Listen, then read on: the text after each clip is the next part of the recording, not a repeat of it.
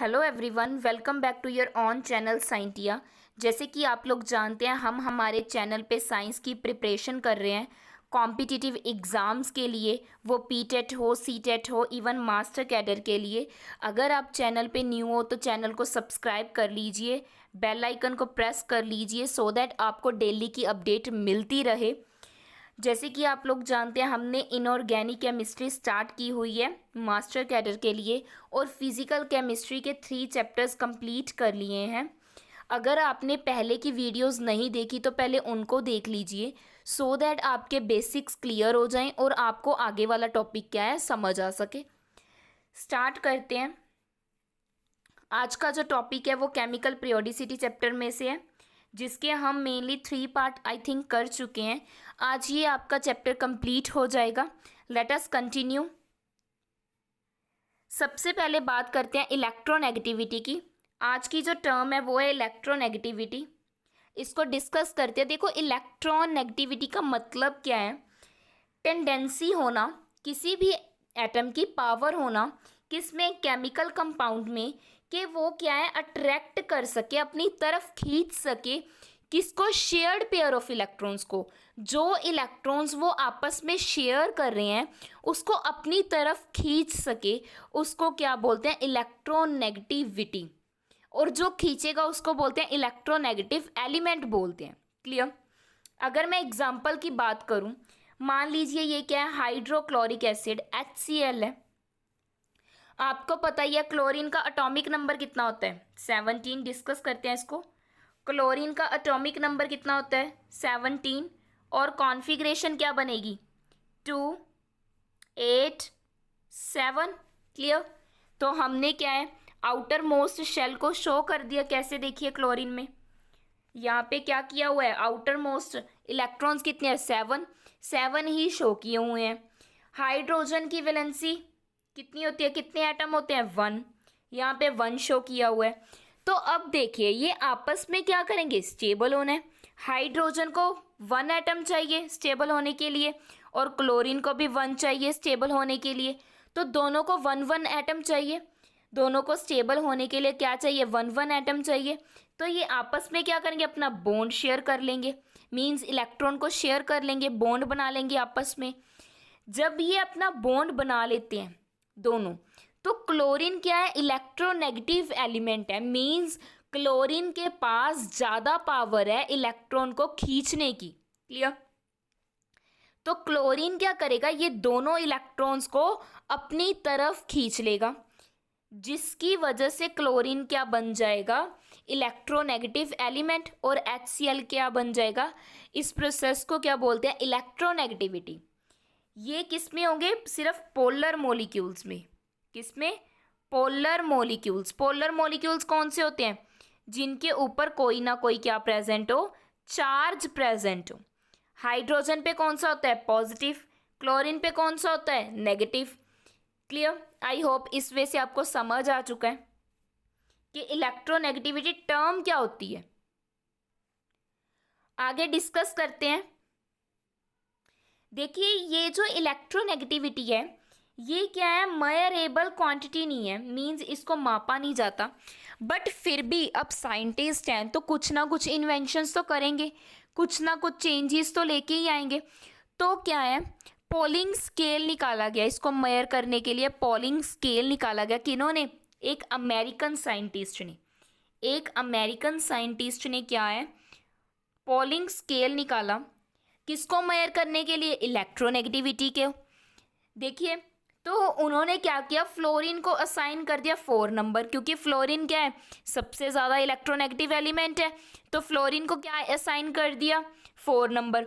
बाकियों की electronegativity as comparison to fluorine निकालने लगे। ठीक है, समझते हैं। अगर एग्जांपल लें, आपके पास क्या है, मान लीजिए एक चॉकलेट है। ये क्या है, एक चॉकलेट है। CH लिख देती हूँ, ठीक है। एक आप हो यहाँ पे, और ये क्या है, आपका स्मॉल ब्रदर। ठीक है, अभी देखिए, आप क्या करोगे, अपने ब्रदर को कन्विंस करोगे। ठीक है, या चीट भी कर सकते हो। और चॉकलेट का ज़्यादा पार्ट क्या है, खुद ले लोगे और ये कम पार्ट क्या है उसको दे दोगे, ठीक है। या फिर ऐसे भी कर सकते हो, आप सारी की सारी चॉकलेट ले जाओ, क्योंकि छोटा है कुछ बोलेगा तो है नहीं। बट अगर ये अगर छोटे की बड़ा बड़ा आ जाए, आपका बड़ा ब्रदर आ जाए और ये क्या है आप क्या हो जाओ छोटे, तो चॉकलेट क्या होगी, बड़ा ब्रदर ले जाएगा। मीन्स इलेक्ट्रोनेगेटिविटी किसी भी एलिमेंट की क्या होती है, चेंज करती है, जैसे ही उसका साथ वाला एलिमेंट क्या हो जाता है, चेंज हो जाता है। क्लियर। अगर तो बड़ा है आपसे तो क्या है, वो बड़े वाले की इलेक्ट्रोनेगेटिव पावर ज़्यादा हो जाएगी, अगर छोटा है तो आपकी पावर ज़्यादा हो जाएगी। क्लियर, समझ में आया। इस वे से मींस अट्रैक्शन की पावर, कौन ज़्यादा चीज़ खींच रहा है, कौन इलेक्ट्रॉन्स को अपनी तरफ कर रहा है, वो क्या है, इलेक्ट्रोनेगेटिविटी। क्लियर, आई होप आपको समझ आ चुका है। इसके अलावा अगर मैं बात करूं फैक्टर्स कौन कौन से इफेक्ट करते हैं इलेक्ट्रोनेगेटिविटी पे, सबसे पहले मैं बात करती हूँ एटॉमिक साइज की। इलेक्ट्रोनेगेटिविटी En इनवर्सली प्रोपोर्शनल है किसके, एटॉमिक साइज की। जितना बड़ा साइज होगा उतनी कम क्या होगी, इलेक्ट्रोनेगेटिविटी। जितना कम साइज होगा उतनी ज़्यादा क्या हो जाएगी, इलेक्ट्रोनेगेटिविटी। क्लियर। न्यूक्लियर चार्ज की बात करूं, इलेक्ट्रोनेगेटिविटी डायरेक्टली प्रोपोर्शनल है किसके, न्यूक्लियर चार्ज की। न्यूक्लियर चार्ज मीन्स न्यूक्लियस का चार्ज, जितना इलेक्ट्रोनेगेटिव होएगा उतना ही उसका चार्ज ज़्यादा हो जाएगा। क्लियर, समझ में आया। अगर मैं बात करूं मेटेलिक की, मेटल के करैक्टर की, तो वो क्या होते हैं, इनवर्सली प्रोपोर्शनल होते हैं इलेक्ट्रोनेगेटिव के। मींस जो मेटेलिक कैरेक्टर है वो इनवर्सली प्रोपोर्शनल किसके होगा, इलेक्ट्रोनेगेटिव के। तो यहाँ से क्या पता चला, जो नॉन मेटेलिक कैरेक्टर होएगा वो क्या होएगा, डायरेक्टली प्रोपोर्शनल किसके होगा, इलेक्ट्रोनेगेटिविटी के। इलेक्ट्रोनेगेटिविटी के मींस इलेक्ट्रोनेगेटिविटी ज़्यादा होएगी अगर नॉन मेटल है, नॉन मेटेलिक कैरेक्टर है। इलेक्ट्रोनेगेटिविटी अगर कम है तो वो मेटेलिक कैरेक्टर क्या हो जाएगा, ज़्यादा हो जाएगा। इस वे से दोनों क्या करते हैं, रिलेट करते हैं। क्लियर, आई होप आपको समझ आ चुका है जितनी भी मैंने टर्म्स बताई हैं अभी। नेक्स्ट बात करते हैं ट्रेंड्स की। इलेक्ट्रोनेगेटिविटी का ट्रेंड क्या है, इलेक्ट्रोनेगेटिविटी जब आप लेफ्ट टू राइट जा रहे हो मीन्स अ लॉन्ग पीरियड जा रहे हो, ठीक है, तो इलेक्ट्रोनेगेटिव क्या हो जाएगी, इंक्रीज हो जाएगी। क्यों इंक्रीज हो, लेफ्ट टू राइट का क्या मतलब हुआ, जैसे lithium, beryllium, boron, carbon, nitrogen, इस वे में क्या होता है, एटॉमिक नंबर इंक्रीज हो रहा है। अगर एटॉमिक नंबर इंक्रीज होगा तो न्यूक्लियर चार्ज भी क्या हो जाएगा, इंक्रीज। अगर न्यूक्लियर चार्ज इंक्रीज हो जाएगा तो न्यूक्लियस भी क्या, न्यूक्लियर चार्ज इंक्रीज हो गया, इसका मतलब क्या हो गया, इलेक्ट्रोनेगेटिव एलिमेंट क्या हो गया, ज़्यादा हो जाएगा। इलेक्ट्रोनेगेटिविटी क्या हो जाएगी, ज़्यादा, क्योंकि न्यूक्लियस से दूर की तरफ हो जाएंगे। मीन्स जो इलेक्ट्रॉन्स हैं जो न्यूक्लियस के अराउंड घूम रहे हैं वो क्या हो जाएंगे, न्यूक्लियस से पास की तरफ आ जाएंगे, लेफ्ट टू राइट जा रहे हैं। इसका क्या मतलब मैंने बताया था कि एटॉमिक नंबर तो बढ़ रहा है बट जो शेल्स हैं उसी में इलेक्ट्रॉन्स क्या हो रहे हैं, फिल हो रहे हैं। इसका मतलब न्यूक्लियस के क्या हो जाएंगे, पास आ जाएंगे इलेक्ट्रॉन्स। इसका मतलब क्या हुआ, इलेक्ट्रोनेगेटिविटी क्या हो जाएगी, लेफ्ट टू राइट जाते समय बढ़ जाएगी। क्लियर, आई होप आपको समझ आ चुका है। अगर अब मैं बात करूं फ्रॉम टॉप टू बॉटम, बात करें टॉप टू बॉटम, तो इलेक्ट्रोनेगेटिविटी क्या हो जाएगी, डिक्रीज। क्यों डिक्रीज, क्योंकि आप जब नीचे की तरफ आते हो, लिथियम, सोडियम, पोटाशियम, नीचे की तरफ आते हो तो क्या हो रहा है, एटॉमिक साइज बढ़ रहा है। एटॉमिक साइज क्या हो रहा है, इंक्रीज हो रहा है।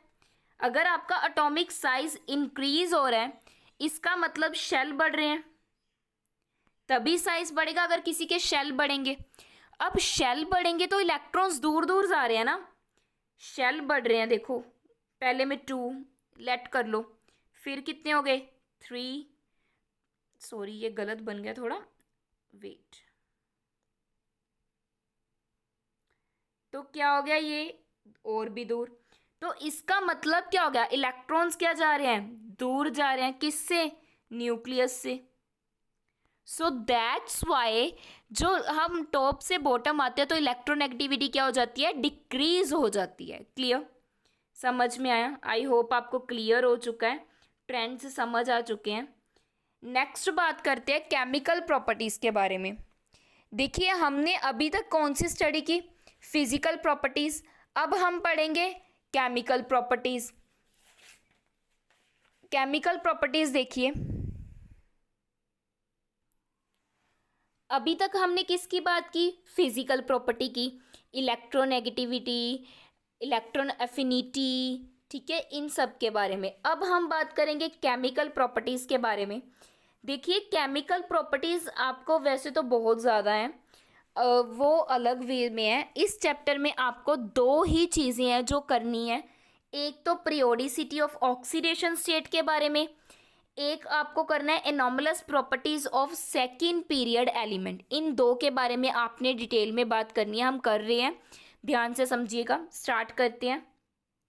सबसे पहले अगर मैं बात करूं, जस्ट अ सेकेंड, हाँ जी देखिए ऑक्सीडेशन स्टेट। ऑक्सीडेशन स्टेट क्या होता है, ऑक्सीडेशन स्टेट का मतलब है कोई भी एलिमेंट किसी भी कंपाउंड में, किसी भी कंपाउंड का मतलब जब दो से ज़्यादा एलिमेंट आपस में इकट्ठे हो जाएं तो क्या बनता है, कंपाउंड बनता है।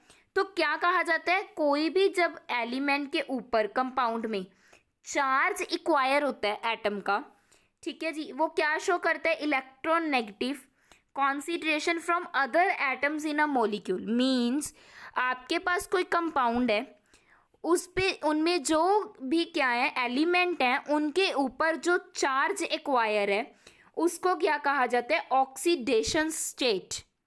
मीन्स जो चार्ज प्रेजेंट है किसी भी एटम के ऊपर, एलिमेंट के एटम के ऊपर जो चार्ज प्रेजेंट है, मैं लिख देती हूँ, एलिमेंट के एटम के ऊपर जो चार्ज प्रेजेंट है उसको क्या कहा जाता है, ऑक्सीडेशन स्टेट एंड या फिर ऑक्सीडेशन नंबर, या फिर ऑक्सीडेशन नंबर।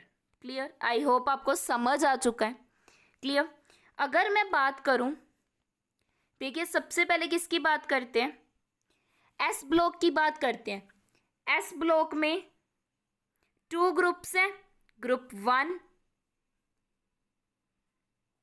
एंड ग्रुप 2, हमें पता ही है, ग्रुप 1 एंड ग्रुप 2। किसी की भी बात कर लेते हैं। अगर मैं बात करूं सोडियम की कर लेते हैं, ठीक है, Na की। Atomic number 11, configuration 2 8 1।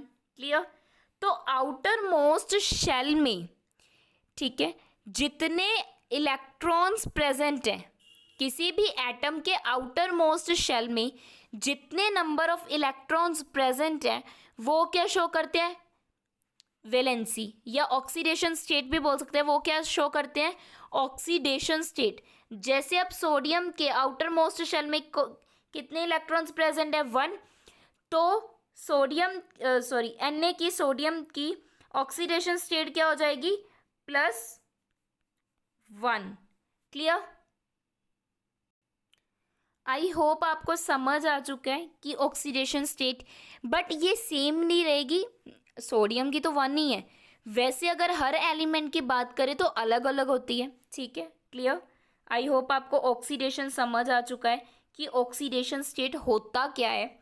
नेक्स्ट बात करते हैं, ये भी एक एग्जांपल है। देखिए लिथियम हाइड्राइड है, लिथियम और हाइड्रोजन ने बॉन्ड बनाया हुआ है, तो लिथियम पे हाइड्रोजन पे कितना चार्ज होता है, -1, क्योंकि क्या है, जो लिथियम है अगर ग्रुप 1 की बात करूं तो उस पे क्या है, 1 इलेक्ट्रॉन। अभी बात की ना एस ब्लॉक पे, अगर कितना होता है लिथियम का एटॉमिक नंबर 3, लिथियम का एटॉमिक नंबर कितना होता है, 3। अगर लिथियम का एटॉमिक नंबर 3 है तो इसका मतलब कॉन्फ़िगरेशन क्या बन गई, 2 एंड 1। आउटर मोस्ट शेल में कितने इलेक्ट्रॉन्स है लिथियम के, 1। इसका मतलब क्या है लिथियम 1 इलेक्ट्रॉन किसी को डोनेट कर सकता है स्टेबल होने के लिए। तो इसका मतलब लिथियम की ऑक्सीडेशन कितनी होगी, +1। क्लियर। तो लिथियम की ऑक्सीडेशन यहाँ पे भी कितनी होगी, +1। तो हाइड्रोजन की अगर एक की +1 है तो साथ वाले एलिमेंट की क्या हो जाएगी, ऑपोजिट क्या होगी, -1। क्लियर। आई होप आपको समझ आ चुका होगा और कोई भी डाउट नहीं रहा होगा। देखिए जो ऑक्सीडेशन स्टेट्स होती है ना, जो ऑक्सीडेशन स्टेट है ये क्या है, पॉजिटिव भी हो सकती हैं, नेगेटिव भी हो सकती हैं, ज़ीरो भी हो सकती हैं, इवन फ्रैक्शन में भी हो सकती हैं, फ्रैक्शन में भी हो सकती हैं। पॉजिटिव, नेगेटिव, ज़ीरो, फ्रैक्शनल, कोई भी वैल्यू हो सकती है ऑक्सीडेशन स्टेट की। अगर आपकी नेगेटिव में आ गई तो कंफ्यूज नहीं होना, अगर आपकी ज़ीरो आ जाती है तो भी कंफ्यूज नहीं होना, क्योंकि अगर मैं बात करूं नोबल गैसेस की, अगर मैं बात करूं नियोन की ऑक्सीडेशन स्टेट क्या है, ज़ीरो, स्टेबल है, उसको कुछ चाहिए ही नहीं है, ना इलेक्ट्रॉन दे रहा है ना लूज कर रहा है, तो स्टेबल है। इसीलिए तो ऑक्सीडेशन स्टेट पॉजिटिव भी हो सकती है, नेगेटिव भी हो सकती है, ज़ीरो भी हो सकती है, 1 भी हो सकती है। क्लियर। आई होप आपको समझ आ चुका है। नेक्स्ट बात करते हैं,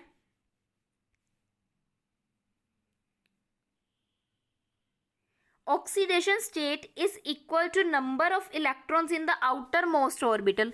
अभी मैंने वही एग्जांपल्स बताई हैं कि ऑक्सीडेशन स्टेट किसके इक्वल होगा, जितने नंबर ऑफ इलेक्ट्रॉन्स आपके आउटर मोस्ट शेल में प्रेजेंट है या ऑर्बिटल में क्या है, प्रेजेंट है। अगर मैं बात करूं कार्बन की पहले एटॉमिक नंबर क्या है कार्बन का, 6, कॉन्फ़िगरेशन 2 एंड 4। क्लियर। तो कार्बन क्या है, अब 4 इलेक्ट्रॉन ले भी सकता है, 4 इलेक्ट्रॉन लूज भी कर सकता है। तो कार्बन की वैलेंसी या फिर आप ऑक्सीडेशन स्टेट भी बोल सकते हो, कितनी होगी, +4। क्लियर। आई होप आपको समझ आ चुका है कि आपने ऑक्सीडेशन स्टेट पता कैसे करनी है। क्लियर। अभी नाइट्रोजन की आप निकालोगे और कमेंट बॉक्स में बताओगे कि नाइट्रोजन की ऑक्सीडेशन स्टेट क्या होती है।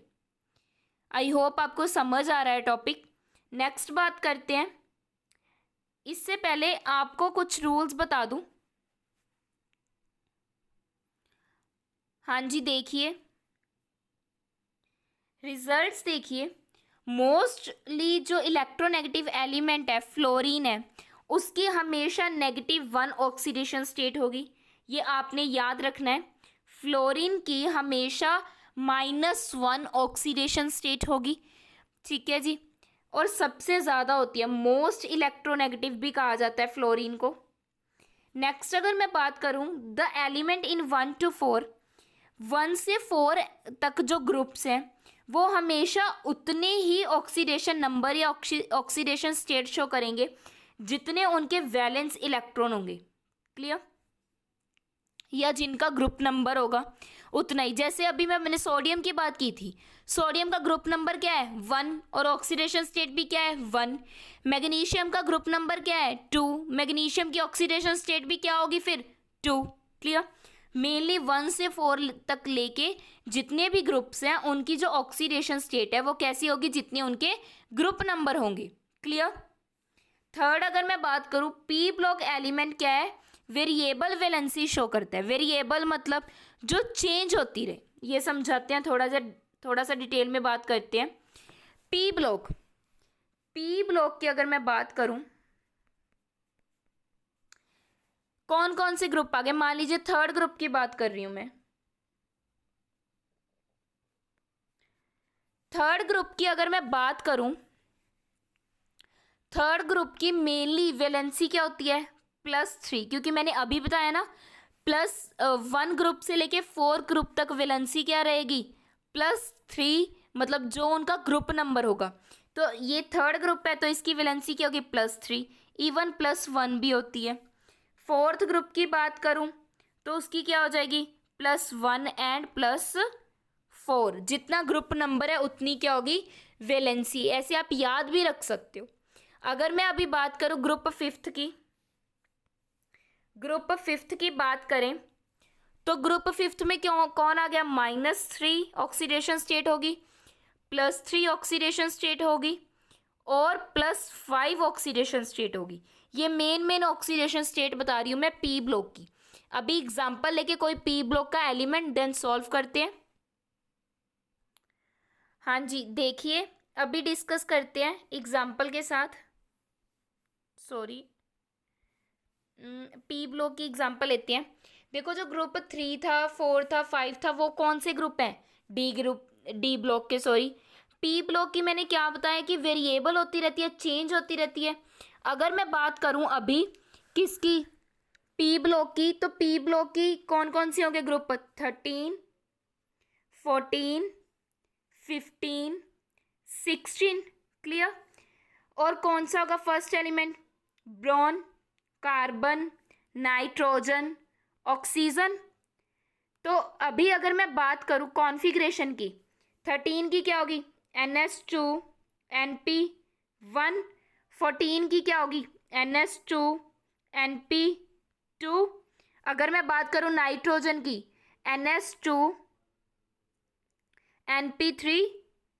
साथ साथ आप लिख सकते हो, ये क्या है, जनरल कॉन्फ़िगरेशन। अगर मैं बात करूं ऑक्सीजन की, क्यों कितनी होगी ऑक्सीजन की, NH2 NP4, NH2 NP4। Clear है, आई होप आपको समझ आ चुका है कि कैसे इनकी क्या है कॉन्फ़िगरेशन आएंगी। इसके बाद अगर मैं बात करूं, देखिए यहाँ तक आई होप आपको क्लियर है। अगर मैं बात करूं तो ऑक्सीडेशन स्टेट ब्रोन की कितनी होती है, +3, वेरिएबल है।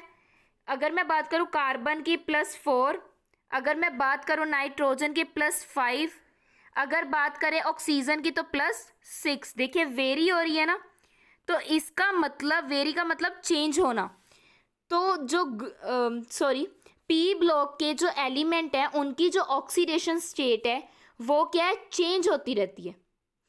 ग्रुप ऑक्सीडेशन स्टेट इनकी क्या होगी, +3, इनकी क्या होगी, +4, फिर +5, +6, ये क्या होगी, ग्रुप ऑक्सीडेशन स्टेट होगी इनकी, क्या होगी, ग्रुप ऑक्सीडेशन स्टेट। क्लियर।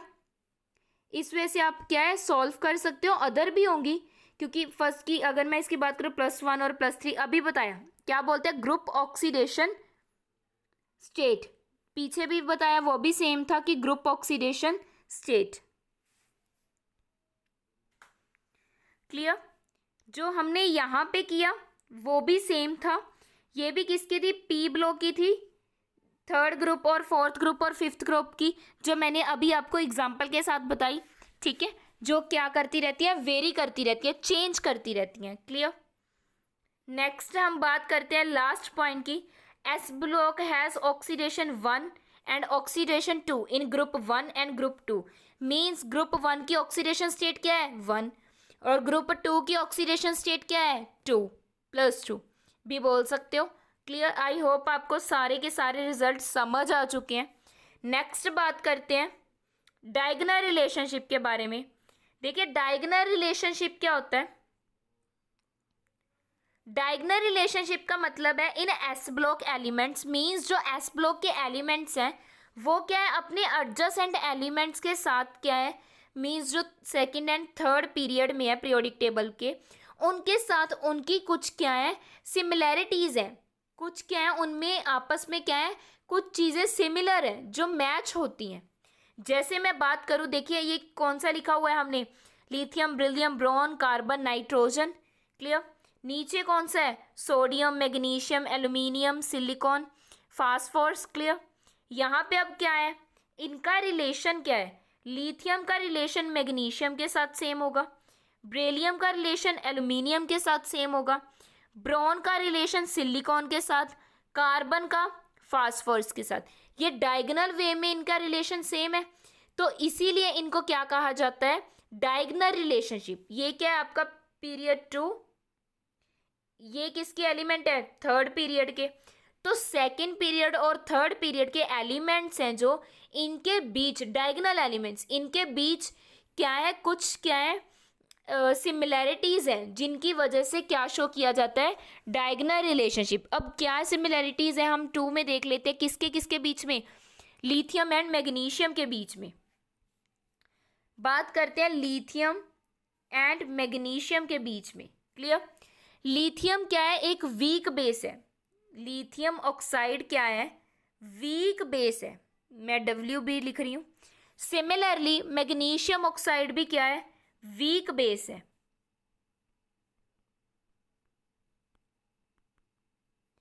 अगर मैं बात करूं रिएक्शन की, जो लिथियम है ये क्या है, नाइट्रोजन के साथ रिएक्ट करते हैं तो क्या बनाते हैं, लिथियम नाइट्राइट।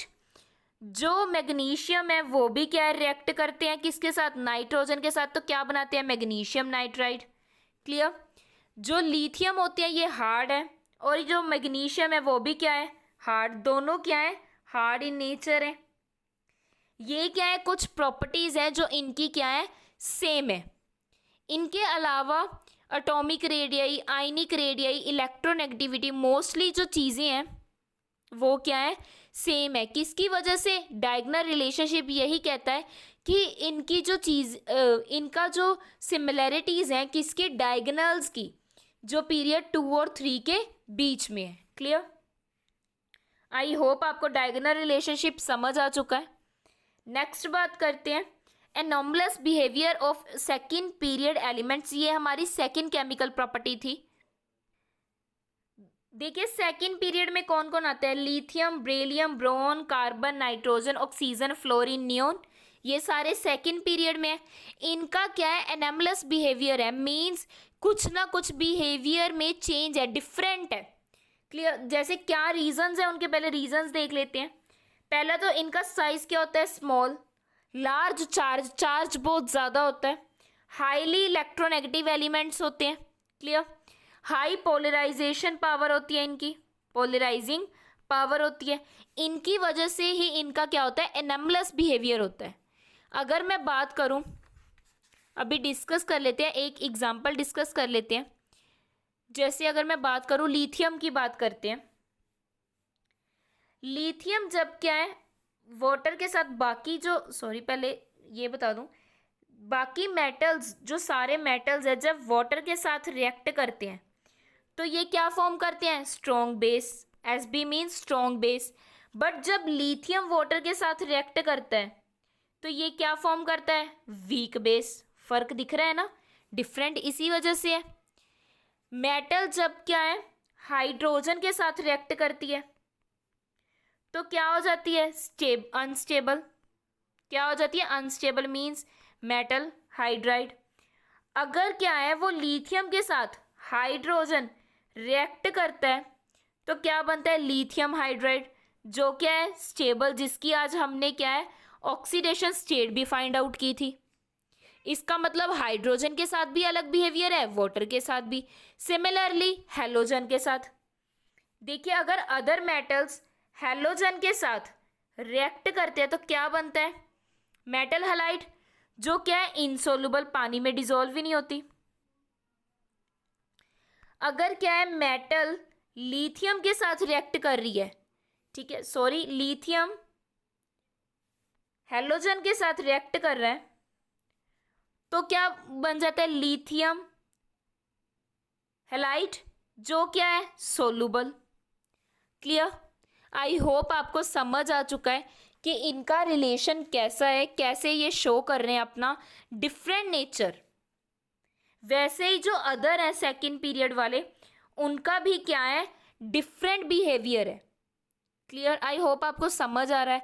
सिमिलरली बेरिलियम, वो भी क्या है, अगर मैं बात करूं, बाकी एलिमेंट्स आयनिक है बट बेरिलियम क्या है, कोवलेंट इन नेचर है। सभी का कोऑर्डिनेशन नंबर क्या है, 6 है, बट जो बेरिलियम है उसका कोऑर्डिनेशन नंबर क्या है, 4। बेरिलियम क्या है, एम्फोटेरिक, जो बाकी एलिमेंट्स है वो क्या है, ऑक्साइड्स फॉर्म करते हैं, हाइड्रोक्साइड्स फॉर्म करते हैं, या बेसिक्स है, मींस बेसिक इन नेचर है, हाइड्रोक्साइड फॉर्म कर रहे हैं क्योंकि। क्लियर। इसका मतलब इनका क्या है, एनॉमलस बिहेवियर है, डिफरेंट बिहेवियर है, अलग चीज़ें क्या करते हैं, ये शो करते हैं। नेक्स्ट बात करते हैं, ये आपका टेबल है, इसमें मैंने शो किया हुआ है कि क्या क्या चेंजेस है, क्या क्या फ़र्क है। सबसे पहले देखिए, अगर मैं बात करूं फर्स्ट ग्रुप की, हाइड्रोजन, लिथियम, सोडियम, और यहाँ से देखो ये तो हेलोजन, जो तो नोबल गैसेज है ये तो स्टेबल ही हैं, इनको तो छोड़ ही दो।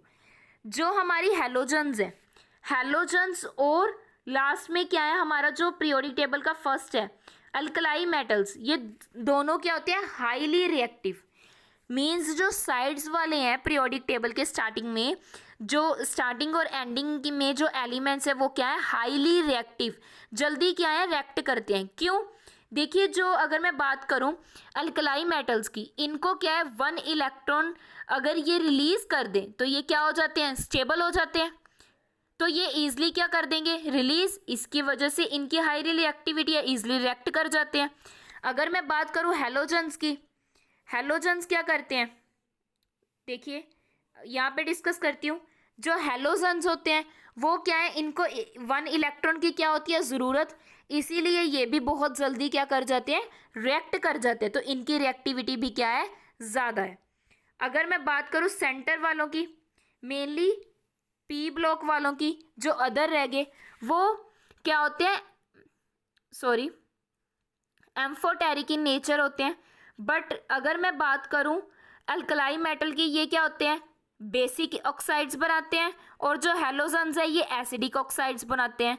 बट जो रह गए एलिमेंट्स वो क्या बनाते हैं, हमारे एम्फोटेरिक, मींस एसिडिक और बेसिक बिहेवियर जो शो करें उनको क्या बोलते हैं हम, एम्फोटेरिक। क्लियर? आई होप आपको समझ आ चुका है कि मैंने आपको पीरियोडिक टेबल के वे में समझाना चाहा है कि इनमें अलग अलग क्या है, कैसे वेरिएशन है, हाईली रिएक्टिव कौन है, बेसिक ऑक्साइड कौन बनाता है, एसिडिक ऑक्साइड कौन बनाता है, कौन क्या है, लेस रिएक्टिव है।